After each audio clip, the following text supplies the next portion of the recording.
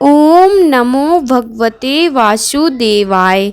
सनातन धर्म में निर्जला एकादशी तिथि को महत्वपूर्ण माना गया है। धार्मिक मान्यता के अनुसार इस व्रत को विधि पूर्वक करने से साधक को सुख समृद्धि की प्राप्ति होती है, साथ ही भगवान विष्णु की कृपा बनी रहती है। वैदिक पंचांग के अनुसार ज्येष्ठ मास के शुक्ल पक्ष की एकादशी तिथि पर निर्जला एकादशी का व्रत किया जाता है। इस व्रत के दौरान अन्न और जल का त्याग किया जाता है। धार्मिक मान्यता के अनुसार इस व्रत को करने से साधक को सभी पापों से छुटकारा मिलता है, साथ ही सभी एकादशियों का पुण्य फल भी प्राप्त होता है।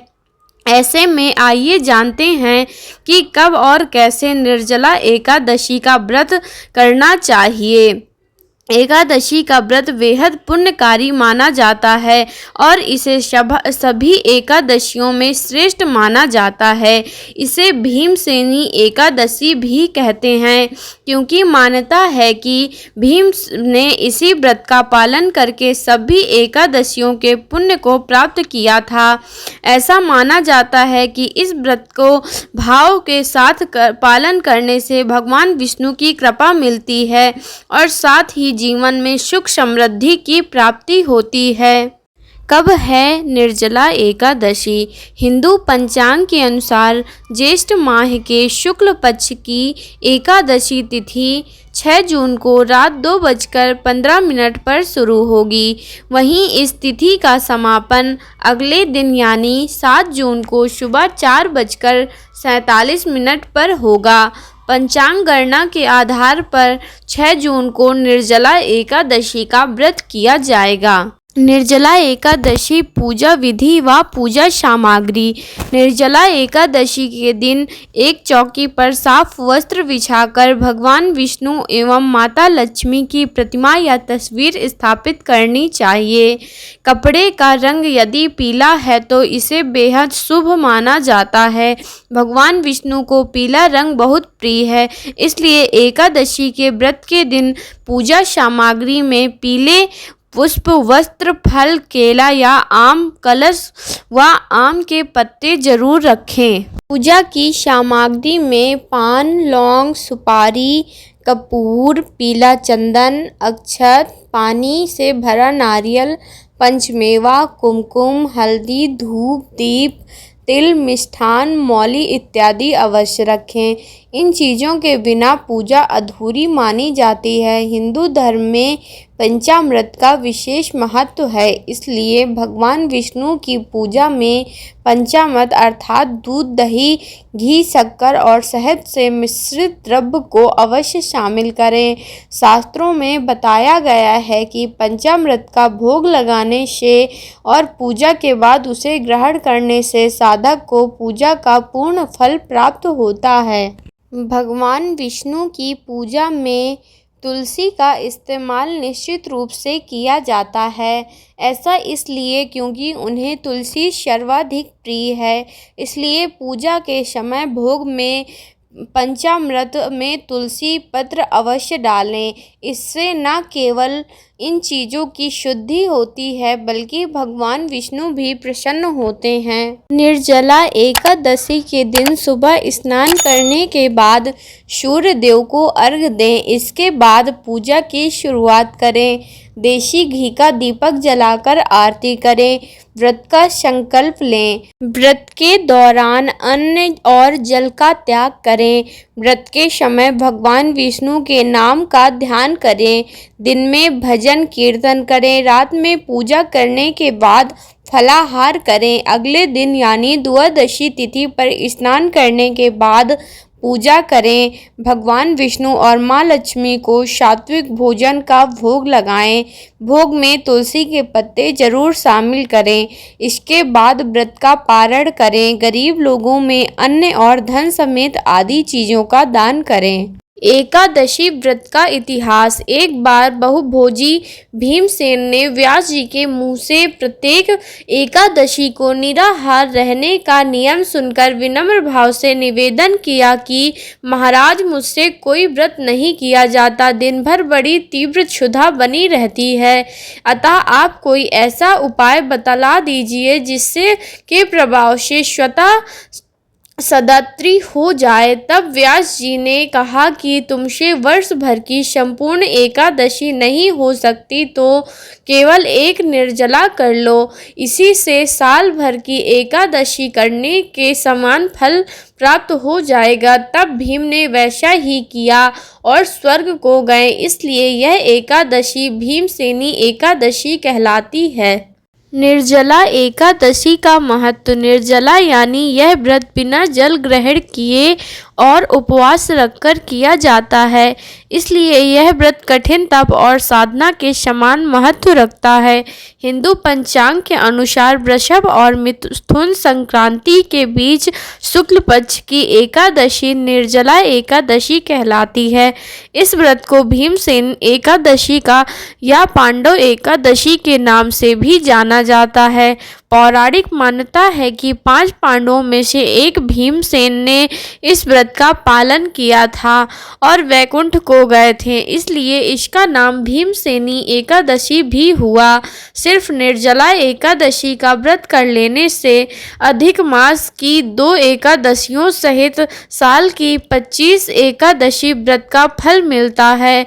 जहाँ साल भर की अन्य एकादशी व्रत में आहार संयम का महत्व है, वहीं निर्जला एकादशी के दिन आहार के साथ ही जल का संयम भी जरूरी है। इस व्रत में जल ग्रहण नहीं किया जाता है, यानी निर्जला रहकर व्रत का पालन किया जाता है। यह व्रत मन को संयम सिखाता है और शरीर को नई ऊर्जा देता है। यह व्रत पुरुष और महिलाओं दोनों के द्वारा किया जा सकता है। व्रत कथा। जब वेद व्यास ने पांडवों को चारों पुरुषार्थ धर्म, अर्थ, काम और मोक्ष देने वाली एकादशी व्रत का संकल्प कराया था, तब युधिष्ठिर ने कहा, जनार्दन, ज्येष्ठ माह के शुक्ल पक्ष में जो एकादशी पड़ती हो, कृपया उसका वर्णन कीजिए। भगवान श्री कृष्ण ने कहा, हे राजन, इसका वर्णन परम धर्मात्मा व्यास जी करेंगे, क्योंकि ये संपूर्ण शास्त्रों के तत्वज्ञ और वेदांगों के पारंगत विद्वान हैं। तब वेद व्यास जी कहने लगे, कृष्ण और शुक्ल पक्ष की एकादशी में अन्न खाना वर्जित है। द्वादशी को स्नान करके पवित्र होकर फूलों से भगवान केशव की पूजा करें, फिर पहले ब्राह्मणों को भोजन देकर अन्न में स्वयं भोजन करें। यह सुनकर भीमसेन बोले, परम बुद्धिमान पितामह, मेरी उत्तम बात सुनिए। राजा युधिष्ठिर, माता कुंती, द्रौपदी, अर्जुन, नकुल और सहदेव ये एकादशी को कभी भोजन नहीं करते तथा मुझसे भी हमेशा यही कहते हैं कि भीमसेन एकादशी को तुम भी खाना ना खाया करो, परंतु मैं उन लोगों से यही कहता हूँ कि मुझसे भूख नहीं सही जाएगी। भीमसेन की बात सुनकर व्यास जी ने कहा, यदि तुम नरक को दूषित समझते हो और तुम्हें स्वर्ग लोक की प्राप्ति अभीष्ट है तो दोनों पक्षों की एकादशियों के दिन भोजन नहीं करना। भीमसेन बोले, महाबुद्धिमान पितामह, मैं आपके सामने सच कहता हूँ, मुझसे एक बार भोजन करके भी व्रत नहीं किया जा सकता, तो फिर उपवास करके मैं कैसे रह सकता हूँ। मेरे उदर में व्रक नामक अग्नि सदा प्रज्वलित रहती है, अतः जब मैं बहुत अधिक खाता हूँ तभी यह शांत होती है। इसलिए महामुनि, मैं पूरे वर्ष भर में केवल एक ही उपवास कर सकता हूँ, जिससे स्वर्ग की प्राप्ति सुलभ हो तथा जिससे करने से मैं कल्याण का भागी हो सकूं। ऐसा कोई व्रत निश्चय करके बताइए, मैं उसका यथोचित रूप से पालन करूंगा। व्यास जी ने कहा, भीम ज्येष्ठ मास में सूर्य वृष राशि पर हो या मिथुन राशि पर शुक्ल पक्ष में जो एकादशी हो उसका यत्न पूर्वक निर्जल व्रत करो।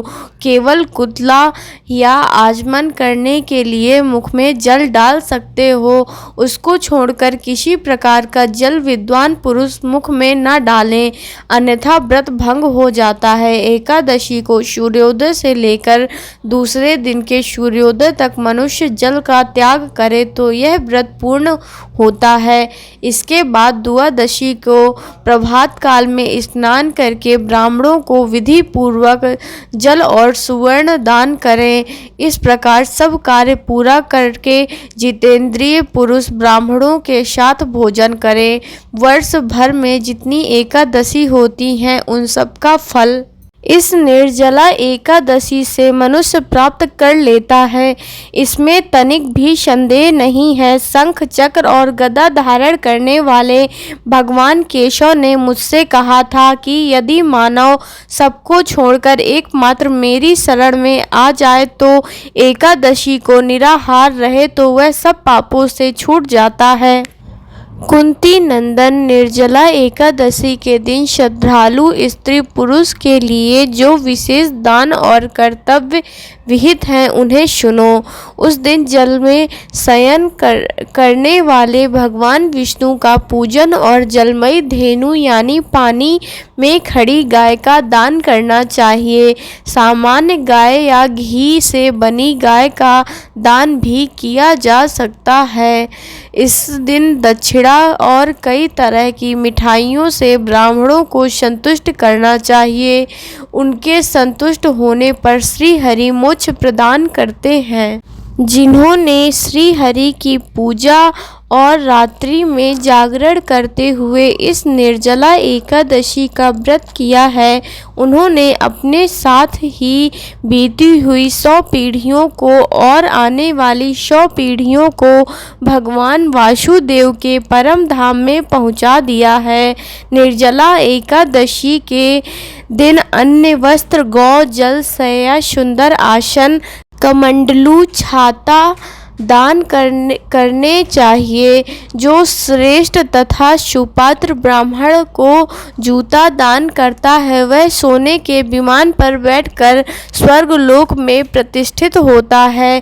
जो इस एकादशी की महिमा को भक्ति पूर्वक सुनता है अथवा वर्णन करता है वह स्वर्गलोक में जाता है। चतुर्दशी युक्त अमावस्या को सूर्य ग्रहण के समय श्राद्ध करके मनुष्य जिस फल को प्राप्त करता है वही फल इस कथा को सुनने से भी मिलती है। भीमसेन ज्येष्ठ मास के शुक्ल पक्ष की जो शुभ एकादशी होती है उसका निर्जल व्रत करना चाहिए। उस दिन श्रेष्ठ ब्राह्मणों को शक्कर के साथ जल के घड़े दान करने चाहिए। ऐसा करने से मनुष्य भगवान विष्णु के समीप पहुंचकर आनंद का अनुभव करता है। इसके बाद द्वादशी को ब्राह्मण भोजन कराने के बाद स्वयं भोजन करें। जो इस प्रकार पूर्ण रूप से पाप नाशनी एकादशी का व्रत करता है वह सब पापों से मुक्त हो आनंदमय पद को प्राप्त होता है। यह सुनकर भीमसेन ने भी इस शुभ एकादशी व्रत का पालन किया। निर्जला एकादशी के दिन इन नियमों का करें पालन, मिलेगा व्रत का पूर्ण फल। निर्जला एकादशी व्रत में अन्न व जल पूरी तरह से वर्जित है। इसमें फलाहार भी मान्य नहीं है। इस व्रत में ब्रह्मचर्य का पालन करना चाहिए और शारीरिक इच्छाओं पर संयम रखना चाहिए। इस दिन भगवान विष्णु की विधिवत पूजा अर्चना करनी चाहिए व व्रत कथा का पाठ करना चाहिए। एकादशी व्रत करने के बाद अगले दिन व्रत पारण के समय ही पानी पीना चाहिए।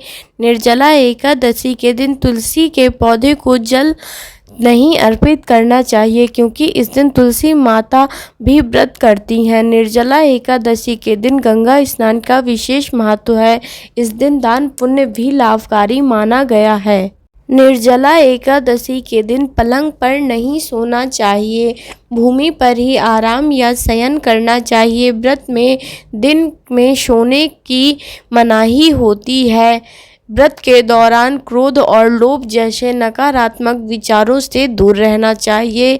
इस दिन जीव जंतु को हानि नहीं पहुंचानी चाहिए। इस दिन ना ही बाल कटवाने चाहिए और ना ही नाखून काटने चाहिए। निर्जला एकादशी के दिन वाद विवाद से दूर रहना चाहिए। निर्जला एकादशी पर क्या नहीं करना चाहिए? इस दिन चावल का सेवन नहीं करना चाहिए। हिंदू धर्म की मान्यताओं के अनुसार चावल खाने वाला व्यक्ति अगले जन्म में कीड़े मकोड़े के रूप में जन्म लेता है। इस दिन नमक का सेवन नहीं करना चाहिए। मान्यता है कि नमक का सेवन करने से एकादशी व गुरु ग्रह का फल खत्म हो जाता है। एकादशी के दिन तुलसी को जल अर्पित नहीं करना चाहिए और ना ही छूना चाहिए। मान्यता है कि इस दिन तुलसी माता उपवास करती हैं। तुलसी माँ को लक्ष्मी का स्वरूप माना गया है। इस दिन किसी के प्रति बुरे या अपमानजनक शब्द का प्रयोग नहीं करने चाहिए। इस दिन क्रोध नहीं करना चाहिए और ना ही वाद विवाद से दूरी बनाकर रखनी चाहिए। एकादशी के दिन बाल या नाखून काटना अशुभ माना गया है। निर्जला एकादशी व्रत का पारण। निर्जला एकादशी व्रत का पारण 7 जून को किया जाएगा। व्रत का पारण का शुभ मुहूर्त दोपहर 1:44 से शाम 4:31 तक रहेगा। निर्जला एकादशी व्रत से मिलने वाला फल। हिंदू धर्म की मान्यताओं के अनुसार निर्जला एकादशी व्रत के प्रभाव से जातक दीर्घायु होता है और सभी पापों का नाश होता है। सुख सुविधाओं को भोग कर अंत में जातक मोक्ष को जाता है। निर्जला एकादशी में क्या दान करना चाहिए? निर्जला एकादशी के दिन जल ग्रहण नहीं किया जाता है, इसलिए इस दिन जल का दान करना अत्यंत शुभ माना गया है। इसके अलावा इस दिन अन्न, चावल, फल, तिल, वस्त्र, धन व नमक का दान करना भी लाभकारी माना गया है।